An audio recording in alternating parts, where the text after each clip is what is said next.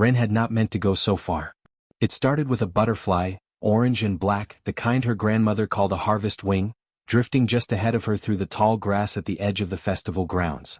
Wren followed it the way 7-year-olds follow things, without thinking, without looking back, one step and then another, until the music from the festival was a faint hum behind the trees and then nothing at all. She stopped walking when she realized she could not hear the drums anymore. The trees around her were tall and old, the kind with roots that pushed up through the ground like knuckles. The light came down in long thin strips between the branches. Everything smelled like wet bark and cold earth. Wren turned around once, then twice, and both directions looked exactly the same. She was lost. She did not cry right away. Her grandfather always said crying uses up energy you might need later, and she had believed him because he said most things once and meant them. So she pressed her lips together and looked around carefully and tried to remember which way she had come from. She could not remember. Her boots were muddy up to the ankle. Her coat had a small tear in the sleeve from a branch she had pushed through without noticing. In her right pocket was the little pouch of festival glitter her mother had pressed into her hand that morning, pink and gold and silver, meant for the paper lanterns the children decorated at sundown. She touched the pouch through the fabric of her pocket just to feel it there. It helped a little. She picked a direction and walked. The forest was not silent. That was the strange thing. Birds moved in the branches above her and called to each other in short, sharp notes. Something small rustled in the undergrowth to her left. The wind pushed through the high canopy and made a sound like slow breathing. There was life all around her, but none of it was human and none of it was helpful, and Wren kept walking with her eyes forward and her hands in her pockets. She walked for what felt like a long time. Then the trees thinned. The strips of light between the branches grew wider. The ground evened out beneath her boots and the roots disappeared and the grass came back, short and pale green, and Wren stepped through a last curtain of low branches and into a wide open clearing and stopped. She stopped because of what was in it. At the far end of the clearing, where the grass met the dark wall of trees again, something enormous was resting in the afternoon light. It was coiled like a sleeping cat, but nothing about it was small or soft. Its body was the color of storm clouds, dark gray with patches of deeper black along the spine, and it was bigger than the mill house back in the village, bigger than anything Wren had ever seen that was also alive. Scales caught the light and threw it back dull and heavy. Old scars ran in pale lines across the neck and along one shoulder, the kind of marks that come from fights that were survived but not easily. 3 smaller shapes were tucked against the creature's side, half hidden beneath one great folded wing. They were the same gray color but lighter, newer looking, and they were curled together in a pile the way puppies sleep. Wren knew what she was looking at. She had heard the stories. Every child in Milford had heard the stories. The dragon of the eastern wood. The one the adults spoke about in low voices when they thought the children were not listening. The one the farmers complained about in the dry seasons when something large had walked through a field in the night. The one the old men at the inn called Sera, though no one had agreed on where the name came from or whether it was even a real name or just something people had started saying. Wren stood at the edge of the clearing and could not move. Then Sera opened her eyes. They were amber. Not yellow, not orange, but the deep warm amber of tree sap caught in sunlight, and they were very large, and they opened all the way and fixed on Wren with an attention so complete and so total that it felt like being held. Not grabbed. Held. The way a pin holds a map to a wall. Sera did not move. She did not make a sound. She simply looked. The 3 young drakes felt their mother go still. One by one they lifted their heads from the pile and followed her gaze across the clearing to the small figure standing at the tree line. 3 pairs of amber eyes, smaller versions of their mothers, blinked at Wren in the afternoon light. Nobody moved. Wren's heart was beating very fast. She could feel it in her ears. Every part of her body was telling her to run, loudly and all at once, and she did not run because somewhere under the fear was a small quiet voice that sounded like her grandfather saying, "Do not run from something that has not chased you yet." So she stood. The wind moved through the clearing between them. The grass bent and straightened. One of the young drakes made a soft sound, barely a sound at all, and pressed its head back against its sibling's side. Sera did not look away from Wren. Wren did not look away from Sera. They stayed like that, the enormous dragon and the 7-year-old girl, watching each other across the wide pale grass while the afternoon light moved slowly through the trees around them and the forest went on breathing the way it always had, not caring at all about either of them. Wren swallowed. She did not run. Wren took one small step back. She did not mean to. Her body did it without asking her brain first, the way bodies do when they are standing in front of something very large that is looking directly at them. Her left boot found the root before her eyes did. It was a thick one, old and curved, pushing up through the soil just behind her heel, and it caught her perfectly and without any warning at all. She went down hard. Both knees hit the ground first, then her hands, and the impact knocked the breath out of her in one short sharp sound. The pouch flew from her coat pocket the moment she hit. It was not tied tightly enough. Her mother had tied it that morning, but Wren had opened it twice already to look at the glitter inside and had not retied the knot properly either time. The pouch spun once in the air, hit the ground 2 feet ahead of her, and split open along the seam. The glitter went everywhere. It caught the afternoon light the way water catches it, all at once and from every direction. Pink and gold and silver scattered across the pale grass in a wide arc, some of it settling flat and some of it still drifting in the slow air, turning and catching and throwing light back up in tiny bright points. The clearing, which had been gray and quiet and still a moment before, was suddenly full of color and shimmer and movement. Wren sat in the dirt with her palms stinging and looked at the mess and felt her eyes go hot. The glitter was ruined. Her knees hurt. She was lost in a forest with a dragon watching her from 40 feet away, and now the glitter her mother had given her was all over the ground and she was never going to get it back into the pouch. She pressed her lips together very hard and did not cry. Then she heard the sound. It came from Sera's direction. Not from Sera herself but from the pile of young drakes tucked against her side. It was a quick scrambling sound, claws on packed earth, and then a sound like 3 things falling over each other, which was exactly what it was. Wren looked up. Sera had pulled her wing tighter the moment the glitter hit the ground. It was a fast motion, sharp and firm, the kind a mother makes when she wants something to stay where it is. She made a low sound in her throat at the same time, short and deep, the kind of sound that did not need translation. Stay. The drakes did not stay. The 2 larger ones got their legs under them first and came forward in a rush, shoulder to shoulder, too interested to be careful. The smallest one was a half-second behind them, scrambling to catch up, and all 3 of them poured past Sera's wing before she could do anything more than snap the air behind the last one's tail. He did not even flinch. His eyes were fixed on the glitter and nothing else existed. They hit the edge of the sparkling arc and stopped. All 3 of them stood perfectly still for 1 full second, heads low, eyes wide, looking at the pink and gold and silver spread across the grass in front of them. The light was moving in it because the wind was moving through the clearing and the tiny flakes shifted and turned and caught the sun differently with every small breath of air. The smallest drake pressed his nose straight into a patch of gold glitter. He sneezed immediately. It was not a small sneeze. A short bright burst of flame came with it, no bigger than a candle but very sudden, and the 2 larger drakes jumped back from him and then pressed forward again to see what had happened. He lifted his head and looked at his own snout, cross-eyed, while the glitter he had disturbed floated back down around him in a small slow cloud. Then he did it again. Wren forgot to be afraid for approximately 4 seconds. The 2 larger drakes had found the pink section. One of them stepped into it carefully with one front paw, the way a cat tests water, and then looked down at his own foot with an expression of complete seriousness. He lifted the paw. The glitter came with it, sticking to the scales, and when the light hit it his foot sparkled. He stared at his own foot for a long moment. Then he sat down in the middle of the pink glitter and rolled. The 3rd drake made a sound that Wren could only describe as a crackle, short and bright and repeating, like a fire that is just catching, and threw himself into the silver section on the other side. He rolled onto his back with his feet in the air and then righted himself and shook his head, and the glitter flew off him in every direction and he watched it fall with his mouth open. The smallest one was still sneezing. Every sneeze produced another small burst of flame. Each burst startled the other 2, who jumped back and then returned immediately. The cycle repeated. Sneeze, flame, jump, return. Sneeze, flame, jump, return. The smallest drake seemed both proud and confused about the whole situation. Wren sat in the dirt with her stinging palms flat on the ground and watched all of it. Her heart was still beating fast, but it was a different kind of fast now. Less like running and more like the moment before something good happens and you know it is coming but it has not arrived yet. The fear was still there. It had not gone anywhere. But something had moved in next to it and taken up space. She almost smiled. Behind the drakes, Sera had gone completely still. Her amber eyes were not on the glitter. They were on the child. The smallest drake had glitter on his nose and did not seem to know it. He was standing at the edge of the scattered arc, looking at Wren with his head tilted slightly to one side, the way a dog looks at something it has not decided about yet. His 2 siblings were still busy behind him. The one who had rolled in the pink glitter was now sitting up and licking his own shoulder with great concentration. The other was pressing his snout into the silver section again, slower this time, bracing for the sneeze. The smallest one was not interested in the glitter anymore. He was interested in Wren.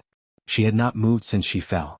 Her palms were still flat on the ground, her knees still in the dirt, her eyes still wide. She was watching the drake the same way he was watching her, with that careful stillness that comes not from calm but from not knowing what to do next and choosing to do nothing while she worked it out.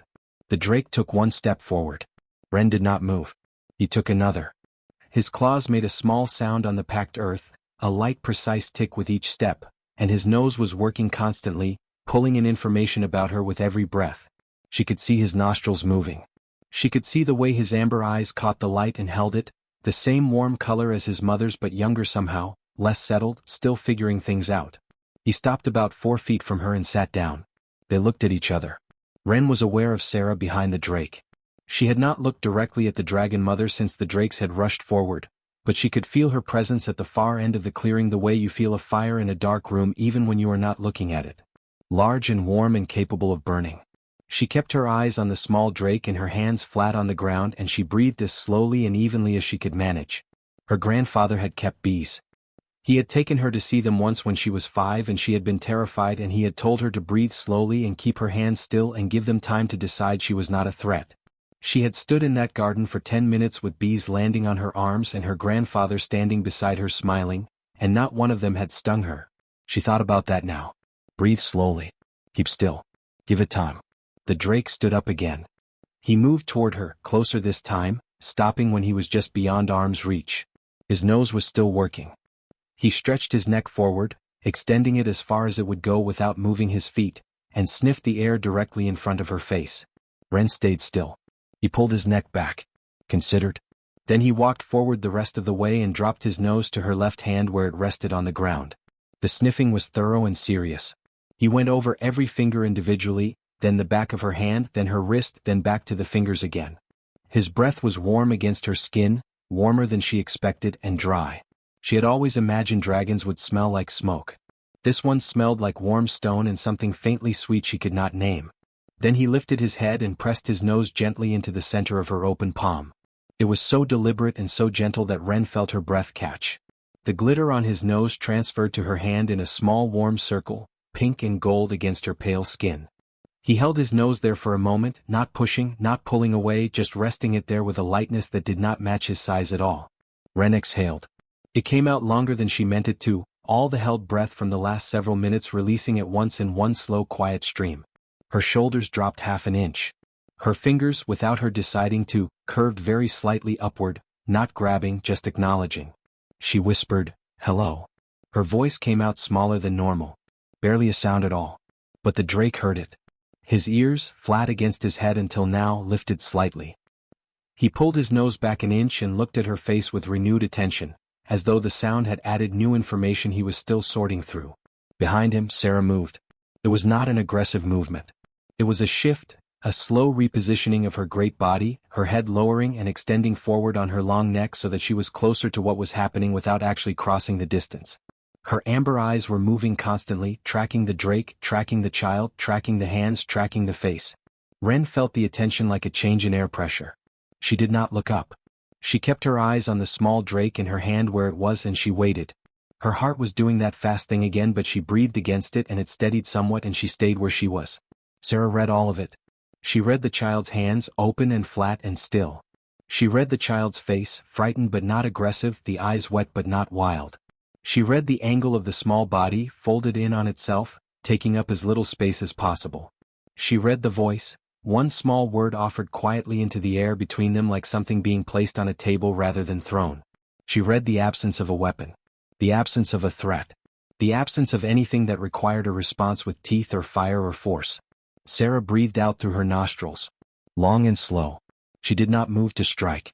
The drake pressed his glittery nose back into Wren's palm one more time, and the afternoon light moved through the clearing, and somewhere above them a bird called once and went quiet. The search party had been looking for 2 hours. It was Lena who had noticed first. One moment Wren was at the festival, standing near the lantern table with her pouch of glitter, and the next moment she was not. Lena had checked the food stalls, the game tables, the area near the musicians, and the long grass at the edge of the grounds where children sometimes chased insects. She had done all of that before she told anyone else, because part of her had been certain she would find Wren behind the next stall or around the next corner. She had not found her. By the time she told Grant, the village elder, Her voice was steady but her hands were not. Grant had not wasted any time. He gathered 6 men, the quickest he could find, and they took lanterns even though the sun had not gone down yet because no one knew how long they would be out there. Lena came with them. No one suggested she stay behind twice. They found the first sign of Wren at the edge of the festival grounds, a small boot print in the soft mud at the tree line, pointed inward toward the forest. They followed the prints for a while and then lost them where the ground hardened, and for 20 minutes they spread out and called her name and heard nothing back but their own voices moving through the trees. It was Ned who found the glitter. He was 16, the miller's youngest, and he had sharp eyes and the habit of looking at the ground when he walked. He spotted it on a low leaf at about knee height, a single fleck of pink catching the late light, and he stopped and looked around and found another one on the ground nearby, and another beyond that. He called out quietly. Grant came over and looked and nodded once. They followed the trail in silence after that. Nobody spoke. The glitter appeared every few feet, sometimes on leaves, sometimes on the ground, sometimes on the bark of a low branch, each tiny fleck a small bright point in the dimming forest. It was not much of a trail, but it was enough. The trees began to thin. The light ahead grew wider and warmer. Grant slowed and held up one hand and the group stopped behind him. He moved the last few steps to the clearing's edge alone, looked through the gap in the branches and went completely still. Then he stepped aside so Lena could see. She pressed her hand over her mouth. Wren was sitting cross-legged in the grass near the center of the clearing. Her coat was dirty and her hair was loose and there was something sparkling on her hands and her knees and the tip of her nose. She looked entirely unhurt. She looked, in fact, remarkably comfortable, which was difficult to process given what was arranged around her. The 3 young drakes had settled. The one Wren had privately named Pip was curled across her boots with his chin on her ankle, eyes half closed. The second was sitting upright to her left with its tail wrapped around behind her, watching the tree line with mild interest. The third had fallen asleep completely, tucked against her right side with its nose under its own tail, rising and falling slowly with each breath. They were covered in glitter. All 3 of them. Pink and gold and silver caught in their scales and on their snouts and across their folded wings, so that in the afternoon light they looked like something out of a story, the kind of story told to children at bedtime that no one actually believes. Behind them, at the far end of the clearing, Sera watched the tree line. She had known they were coming before they arrived. She had heard them in the forest, the footsteps and the low voices and the particular sound of people trying to be quiet and not fully succeeding. Her amber eyes had been on the gap in the trees for several minutes already. Grant stepped fully into the clearing's edge. The other men came up behind him. One of them, a farmer named Will who had brought a short axe on his belt, put his hand on the handle without thinking. Grant said his name once very quietly. Will took his hand off the axe. Sera rose. She did not rise fast. She uncoiled slowly, the way something very large moves when it is not in a hurry, and she came to her full height with a patience that was almost worse than speed would have been. The sound of it was low and vast, scales and muscle and old weight shifting and settling, and the air in the clearing seemed to change when she was fully upright, as though the space itself had been rearranged around her. Every person at the tree line stopped breathing. Wren looked up at her mother dragon and did not move. The drake on her boots opened both eyes fully. The one beside her stood up straight. Sera turned her great head toward the group at the tree line. Her amber eyes moved across them one by one, slowly and without hurry. She read them the same way she had read the child. The hands, the faces, the posture, the fear. She looked at Lena longest. Then she stepped to the side. It was 4 steps, deliberate and unhurried, moving away from the direct line between the group and Wren. Not retreating. Not threatening. Simply removing herself from the path and standing beside it, watching, the way someone holds a door open without making a production of it. The clearing was quiet. Lena walked forward before anyone could say anything. She did not run. She crossed the grass steadily with her hands open at her sides and she knelt in front of her daughter and put both arms around her and held her without speaking. Wren held on tight. The drake on her boots relocated to her left side without complaint. The one who had been sitting stayed where it was and watched Lena with calm amber eyes and did not move away. The men at the tree line stood and looked at each other and looked at the dragon standing quietly to the side of the clearing and looked at the child being held by her mother in the middle of it all.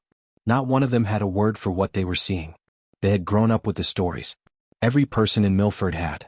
The dragon of the Eastern Wood was a thing to be feared and avoided and spoken about carefully. She was not a thing that stepped aside. She was not a thing that made room. She did not read a situation and choose restraint and move out of the way so a mother could reach her child. And yet, Grant stood at the edge of the clearing with the low evening light coming through the trees behind him, and he looked at Sera standing patient and still in the grass, and he understood, in the quiet way that real understanding arrives, that the world he thought he knew had just shown him a room he had not known was there. He did not say anything. Nobody did. Nobody in Milford talked about it the way you would expect. There was no meeting. No announcement. No elder standing in the square telling people that things were going to be different now. It happened the way most real changes happen, quietly and without ceremony, one small decision at a time, until the new way of things had settled in so completely that the old way became difficult to remember. The men who had been in the forest that evening came home and sat at their tables and ate their suppers and did not say much. Their wives noticed but did not push. Grant went to bed that night and stared at the ceiling for a long time before he slept. Will, the farmer who had put his hand on the axe, walked past the eastern wood the next morning on his way to his field and looked at the tree line for a moment and then kept walking and did not mention the axe to anyone again. Lena was the first one to leave something at the clearing's edge. She did it 4 days after they brought Wren home. She did not tell anyone she was going to do it. She simply walked to the place where the trees thinned and the path opened toward the clearing, and she set down a small clay bowl she had brought from the kitchen, and she filled it with the last of the festival glitter she had found in the bottom of Wren's coat pocket. Pink and gold and silver. She set it carefully on a flat root at the tree line, and she stood up and looked into the trees for a moment, and then she walked back to the village. She did not see Sera. She did not need to. By the end of the week there were 3 more bowls. Nobody discussed it. Nobody organized it. People just began to leave things, quietly and without explanation, the way people leave flowers at a place where something important happened. Bits of mirror glass. Strips of foil saved from market packaging. Small pieces of bright tin. Whatever caught the light. The bowls were always empty by morning. Wren went back to the clearing herself for the first time about a month later. She went in the afternoon when the light was good, and she brought a fresh pouch of glitter, properly tied this time, and she sat at the clearing's edge and waited. She did not have to wait long. The smallest drake appeared from the trees within a few minutes, as though he had been nearby already, which he probably had. He walked straight to her and pressed his nose into her open palm. She laughed. She could not help it. He pulled back and looked at her face when she laughed, ears up, and then pressed his nose into her palm again. She named him Pip that afternoon, not out loud but in her own mind, and the name stayed. The drakes grew. It did not happen quickly, but it happened steadily, the way all young things grow when they are well fed and safe, and within 2 years they were larger than horses, and within 4 they were large enough that their wing beats could be felt in the chest from 100 feet away. They still came to the clearing's edge sometimes. Pip never lost the habit. He would appear without warning at the tree line near the village fields, usually in the early morning, and stand there until a child noticed him and came over, and then he would lower his head and wait for the open palm. The village children grew up thinking this was normal. Wren grew up too. She learned her grandfather's trade the way she had always planned to, and she became a glassblower of some skill, and the things she made caught the light in every direction. She kept a bowl of glitter on her work table always. Not for any practical reason. Just because it had been there so long it felt wrong to remove it. Sera was rarely seen but always present. Farmers working the eastern fields sometimes caught a glimpse of her between the trees, a large dark shape moving slowly through the shadows, and they noted it the way they noted weather, as information rather than alarm. She did not trouble the village. The village did not trouble her. It was not an agreement that had been written or spoken. It was simply what had become true. The years went by the way years do. And then the danger came from the north. It arrived in early autumn, when the mornings were cold and the fields were half harvested and the village was busy and tired in the good way that comes at the end of a long working season. The first sign was a runner from the village of Cairn, 2 days north of Milford, arriving breathless and pale at Grant's door just before dark. Grant listened to what the runner said, and his face did not change while he was listening, but after the runner had been taken inside for food and warmth, Grant stood in his doorway for a long time looking north. It was not a thing that swords handled well. That was what the runner had said. It was not a thing that doors or walls or numbers handled well either. It was the kind of danger that made experienced men speak carefully and sleep badly and wake before dawn staring at the ceiling. Grant rang the village bell at first light. People came out of their houses into the cold morning air and gathered in the square, and Grant told them plainly what was coming and how long they likely had. There was silence after he finished. The kind of silence that is not empty but very full. Then someone at the edge of the crowd said, quietly, that there was something at the tree line. Everyone turned. Sera stood at the eastern tree line in the gray early light, fully upright, her dark shape enormous and still against the pale sky. She was facing north. Not the village. North. Her amber eyes were open and steady, and she was looking at the same horizon that had been keeping Grant awake since the runner arrived. Wren was standing near the front of the crowd. She looked at Sera for a long moment. Sera did not look back at her. She did not need to. She was already doing what she had come to do, which was stand between the village and the direction the trouble was coming from, patient and ancient and entirely certain, the way she had stood in that clearing years ago when she had chosen, without any words at all, to step aside and let a mother reach her child. Whatever was coming from the north came no further than the tree line. It turned around before the sun had fully risen. No one in Milford saw exactly what happened in the forest to the north that morning. No one needed to. They heard it, briefly, and then they did not hear it, and when the silence came back it was a different kind of silence than before. The full kind. The kind that means something is finished. Sera was gone from the tree line by mid-morning. No departure, no ceremony. Just present and then not, the way she had always been. Grant stood in the square and looked at the eastern wood for a long time. Wren stood beside him. In her coat pocket was a small pouch of glitter, pink and gold and silver, tied properly with a double knot. She had not planned to bring it.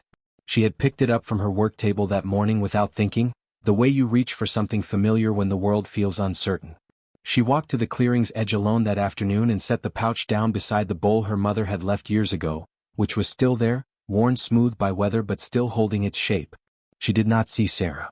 She did not need to.